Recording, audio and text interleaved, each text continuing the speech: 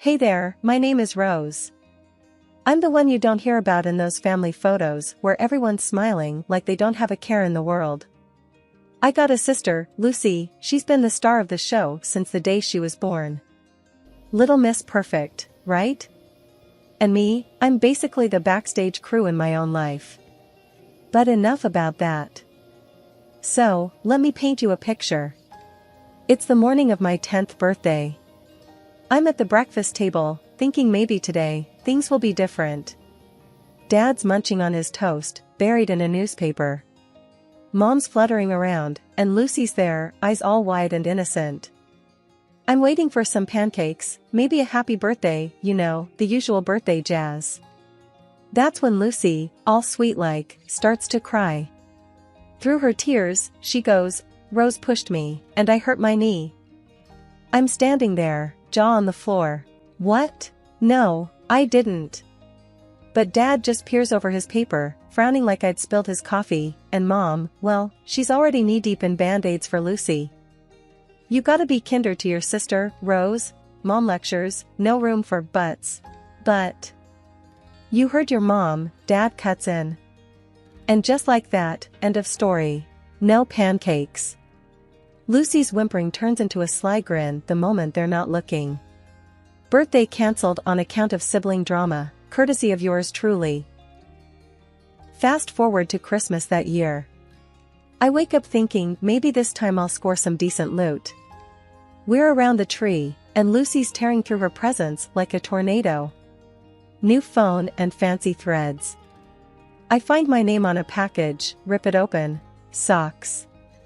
And some dollar store alarm clock. I mean, come on. Later, I'm sitting on the porch, skipping rocks on the sidewalk. Grandma Joan finds me there, hands me a cup of hot cocoa like she always does when the world gives me the cold shoulder. "Thanks, Grandma," I manage, trying not to sound as grumpy as I felt. High school was no different. Lucy had the looks, the friends, I had acne and a job at Sal's Pizzeria. Worked my tail off, got those grades, and I'm thinking, this is gonna be my ticket out, right? There's this one night, senior year, college brochures spread out on the kitchen table like a bad hand of cards. Dad's fixing the sink, Mom's doing her Sudoku, and I'm about to lay my cards down, tell them about the colleges wanting to throw scholarships my way. I'm all, "There's this college outstate dash. Money's tight, Rose," Dad says straight off, not even looking up. "We're looking at community options." I shoot a look at Mom for some backup. She doesn't look up from her puzzle. "We're saving for your sister's college fund."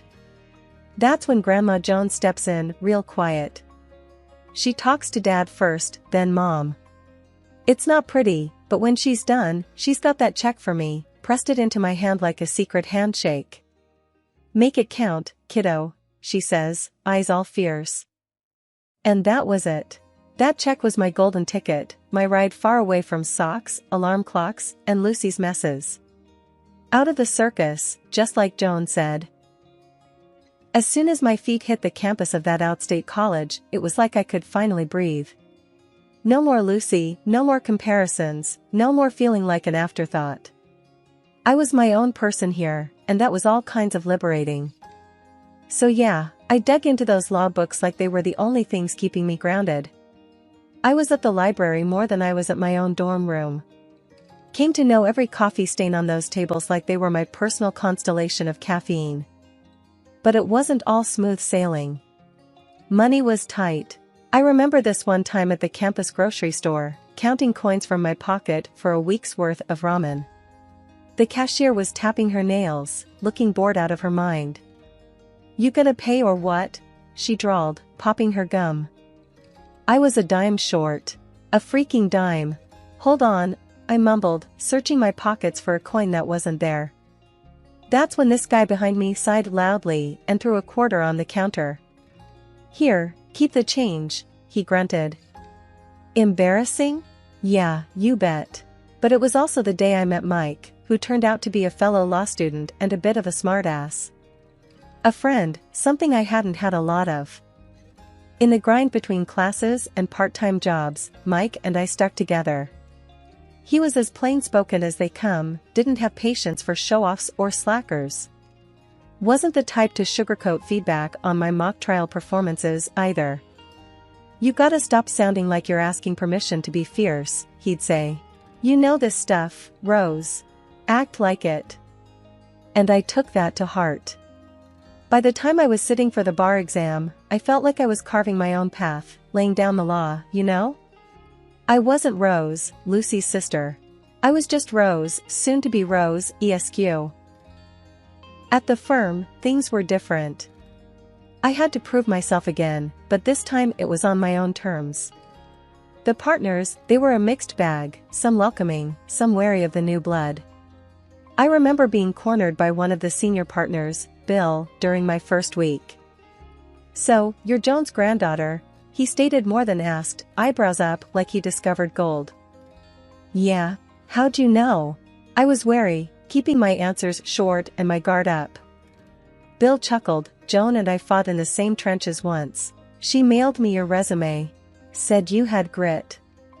I'd have groaned if it didn't feel like a small victory. Grandma Joan, still my one-woman fan club. In that firm, I made it known I wasn't there to ride anyone's coattails.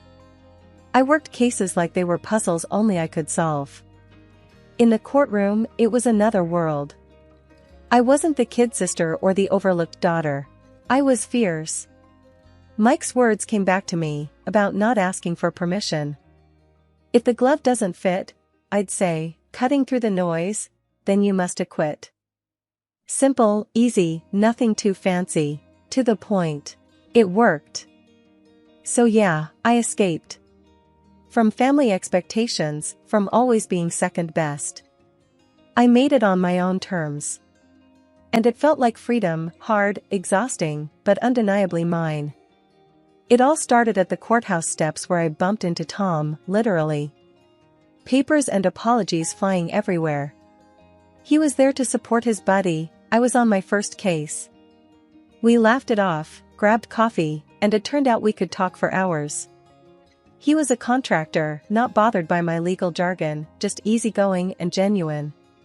Before I knew it, we were inseparable.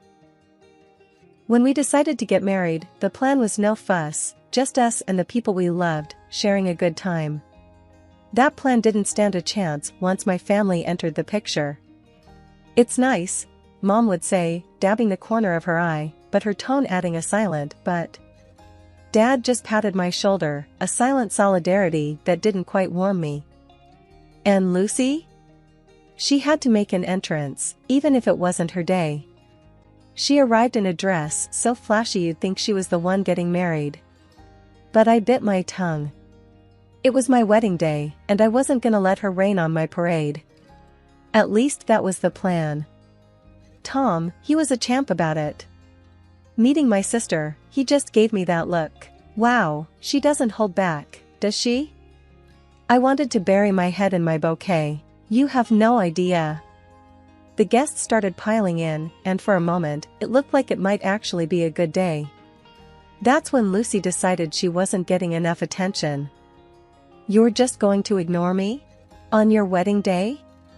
She was almost shrieking, eyes darting around hoping someone would sympathize with her. I took a deep breath, counted to 5 in my head. I was done being the peacemaker. "Lucy, not today. Please."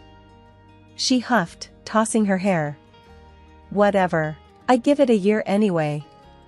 Mom shot me a warning glance, like it was my job to fix it. As usual. But something in me snapped. This was my day. Mine and Tom's. I wasn't going to let Lucy or anyone else mess with that. "Get out," I repeated, and my voice didn't even shake. Lucy looked at me with wide eyes, kind of like she did when we were kids and I'd finally stand up to her nonsense. "What did you just say?" "I'm done with your drama. This is my wedding, and you're not gonna spoil it." She sputtered, red in the face now. "But I'm family." "So? Family doesn't pull this kind of crap, Lucy. Not today. Not at my wedding."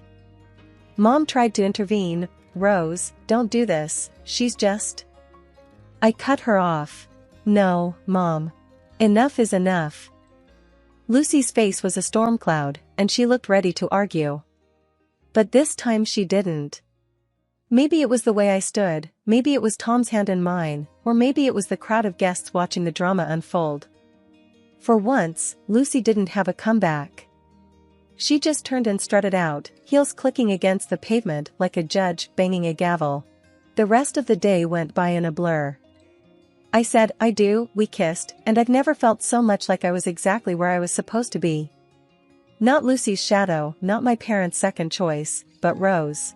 Just Rose. And that was more than enough. Okay, so get this, a month in, post-wedding drama, and Lucy pulls a Houdini. Total ghost town where she used to be, right? Scoots out of town leaving behind nothing but a crummy note. And guess who's the villain in her sob story? Yup, yours truly. Turns out her exit strategy includes playing the blame game, and I'm it. Her note? Classic Lucy, painting her runaway act with a bunch of bull about how I've done her wrong. Like she's the fragile flower and I'm the big bad wolf. At the next family dinner, the air's so thick with tension you could cut it with a knife. Mom's at the head of the table, flinging accusatory glances my way like she's dealing cards at a high-stakes poker game. Rose, how could you let it come to this? She starts, and I can feel the showdown brewing. Dunno, Mom. Maybe 'cause I ain't the warden in Lucy's personal prison, I shoot back. I'm not in the mood for a guilt trip, that's for sure. Dad chimes in, voice laced with that don't rock the boat tone. Your sister thinks you never gave her a break. That's serious. Are you kidding me? I can feel my temper flaring, words hot on my tongue. After everything, you're gonna take her side? Based on what, a damn piece of paper? That's when Granny, sweet Granny, who always had my back, pipes up with a voice like thunder. Rose. Your sister's out there alone, scared, and it's your doing. You too, Granny? I couldn't believe my ears. Since when do you buy this load of crap? Her eyes got all misty. Your ways pushed her to it, Rose. You're not innocent. That was a gut punch. I've been looking out for her since diapers, and this is the thanks I get? The old lady was on a roll though. No excuses, girl. You've got a heart, use it. The whole clash was absurd. There we were, a family tearing into each other over Lucy's concocted tale. Even Granny, who'd never once doubted me, was singing a different tune, and boy, did it sting. I stormed out of there, the room thick with unsaid things. Granny's betrayal cut deep, but what cut deeper was knowing I'd stood up for myself. I was done being anybody's villain, especially not in Lucy's crafty escape act. If they wanted to believe her over me, that was on them. Tom's been acting off, real off. All those late nights at the office, trips out of town every other week, big projects he can't talk about. Yeah, right. Man's as subtle as a brick through a window. And then, like fate's trying to tell me something, I catch a glimpse of something red peeking out from his jacket pocket while I'm on laundry duty. A receipt for some fancy women's shop. No way was that for me. I didn't confront him. What's the point when you know you'll get nothing but half-truths topped with lies? I decided I'd do it the smart way, let someone else do the digging. Yeah, I called up a private eye, got him tasked on tailing Tom, seeing what really goes down when he's working overtime. Jimmy's the name of the PI, seems like he's been in the game long enough to see everything twice. Just want the straight shot, I told him, no chasing ghosts. He gave me a nod that said as clear as day, I got this. So I wait. Days feel like weeks when you're waiting for a bomb to drop. I keep things normal at home, or make a damn good show of it. Every time Tom tells me he's got to work late again, I nod, smile, and say something like, don't work too hard, babe. One night, he's at it again. Gotta finish up some things at the office, you know how it is. I shrug, playing it cool on the outside, but inside, my mind's racing. Sure, Tom. Don't forget to eat something. Wouldn't want you wasting away. He gives me a peck on the cheek and he's out the door, and I'm left feeling like I'm on some warped episode of a TV show where the wife's the last to know. I try focusing on a book, some cooking show, but who am I kidding? My head's not in it. Instead, I'm thinking about that receipt. That damn piece of paper that feels like it's burning a hole through the fabric of our little suburban life. Finally, I get a text. Not from Tom, but from Jimmy. My stomach drops when I see his name flash up on my phone. I don't open it. Not yet. Can't bring myself to.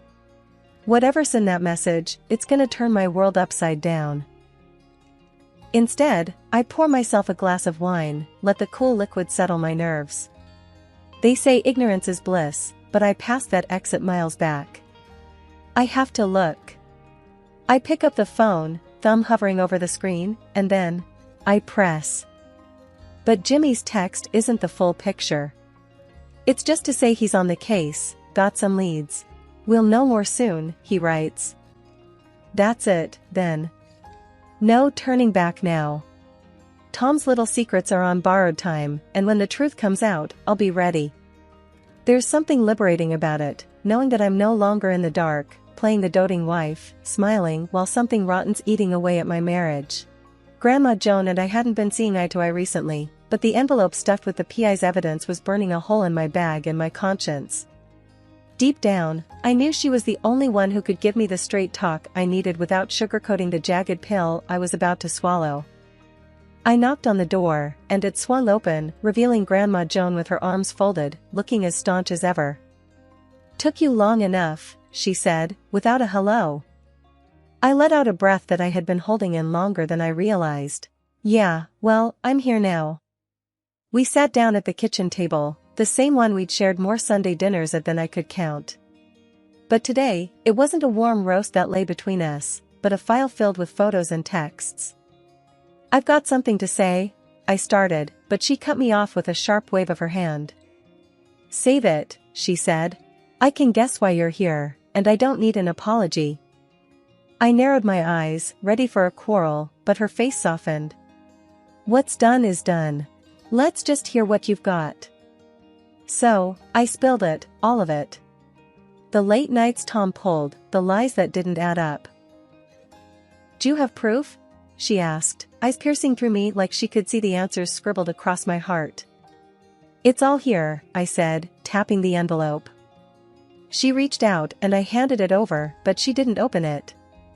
Instead, she looked me straight in the eyes. "You know this doesn't change anything between us, right? Family is family." That's when it hit me. Whatever had come between us, whatever words we'd exchanged that we couldn't take back, none of it mattered now. Not with this storm on the horizon. "You're right," I answered. "It doesn't change a thing. I still need you, Grandma." "Good," she grinned, but there was a seriousness in her eyes that wasn't usually there. "Because I need you too. And let me tell you, whatever's in that envelope," she tapped it and slid it back towards me, "it doesn't define who you are or what you're worth."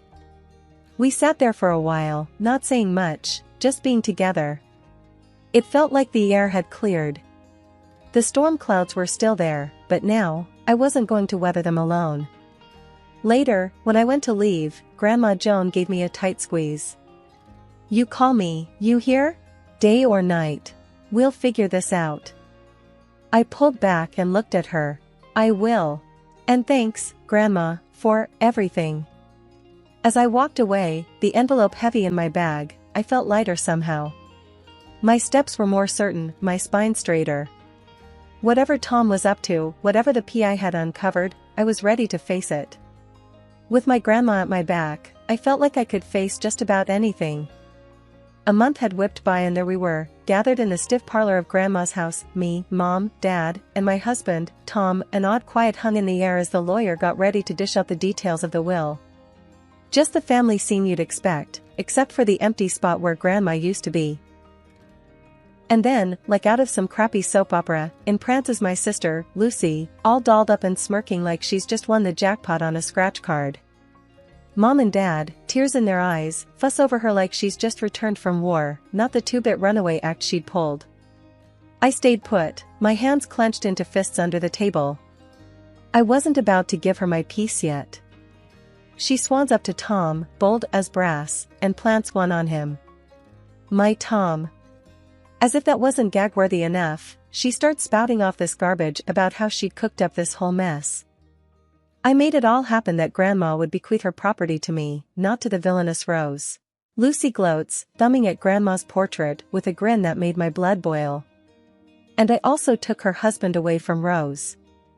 Mom's sobbing, Dad's face is ghost white, and there's Tom, cheek to cheek with the snake, both of them looking like they've got the secret to the universe. We have the last laugh, he says, voice slippery with that grin plastered all over his face. The room's buzzing with their confidence, them thinking they've got it all sewn up. Grandma's gone, and in their mind, her house, her savings, all her bits and bobs were theirs for the taking. They didn't see me smile. The lawyer, a guy with less flair than a wet match, starts talking. So, as per Mrs. Joan Holloway's last will and testament, the lawyer drones, and here it comes, the entirety of her estate, her home, her financial assets, and her personal effects are to be left to. I already see Lucy reaching out, like she could already touch the velvet of Grandma's antique chairs. Her granddaughter, Rose Marie Kendrick, provided. Lucy's hand hangs there, midair, and the smirks melt off her and Tom's faces faster than ice cream in July. She agrees to use these assets for the continuation of the local community garden which Mrs. Holloway was fond of. The lawyer finishes with no fanfare. The silence is thick enough to cut. Mom and Dad look between me and Lucy, their tears dry now, replaced with something else. Confusion? Betrayal? Both? Finally, I break the quiet. Well, I guess that's that, huh? Lucy's mouth zips shut, all tight lines, and Tom, he's paler than a ghost, his eyes not meeting anyone's. You wouldn't believe the circus that unfolded after the will reading. My phone wouldn't stop buzzing, distant relatives suddenly remembering my name. But me? I kept it tight.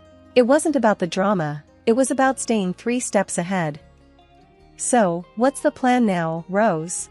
Tom asked with that rat-like twitch of his lip, trying to sound all sweet and concerned.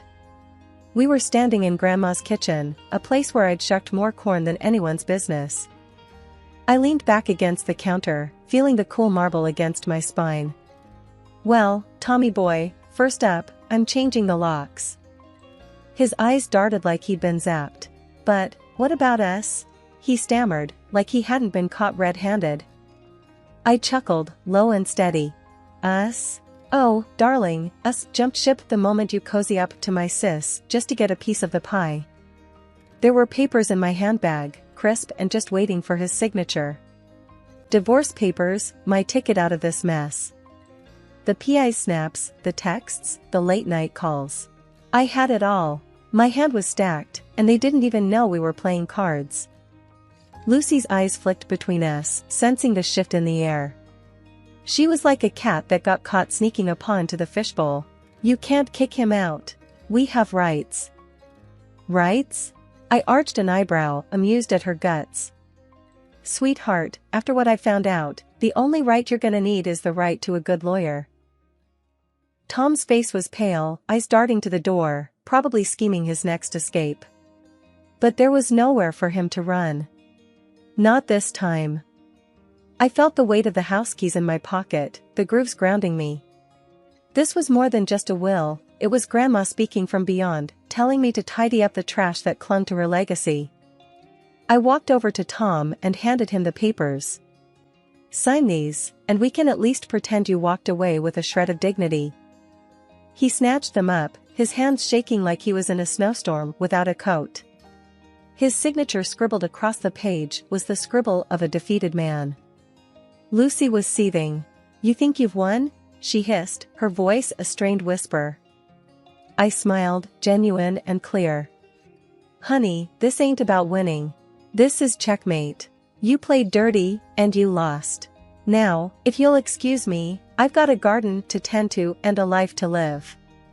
With that, I left them there, in the dust of their greed, in the kitchen filled with memories of sugar cookies and laughter, a kitchen that would soon echo with new stories. No more whys, no regrets, just me, my begonias, and a fresh start.